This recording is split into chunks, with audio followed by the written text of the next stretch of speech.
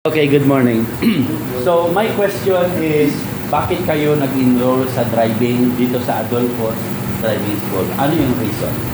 Gusto ko sir matuto mag-drive. Okay. Ng four wheels. Saka para pag-applyan mo sir, para marunong ako mag-drive. Sa bumbero, ano gina-applyan mo? Drive, sir. BFP kasi, pag nag-apply na kayo sa Bureau of Fire Protection daw, graduate kayo in C3, madali ko yung tanggapin. Ikaw, sir?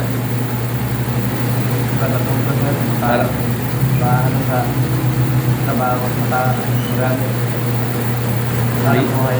may certificate kasi yan ba? No? O ikaw, Bago, bully lang siya, mga kantikuhan na, pwede mag-apply, driver. tama ka doon.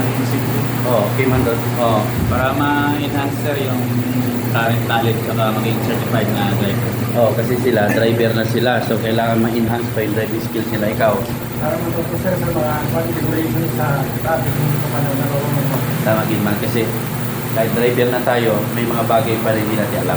No? Na hindi natin baka mag-discover para sa Same answer man sir. same man sa kanya. Kasi minsan, meron tayong, marunong tayong mag-drive. Pero marunong ka na sa four wheels. Yes sir. Baka meron pang mga, kasi iba mga four wheels. iba- iba pang skills. Tama. Ikaw, sir, ba't ka nag-enroll, sir?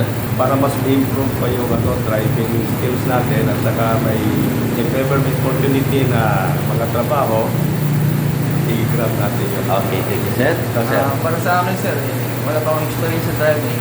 Oh, pero grab ko para matuto, no? Para ma-learn natin. So, okay, very good answer. So, yan po ang mga estudyante natin sa driving in C3.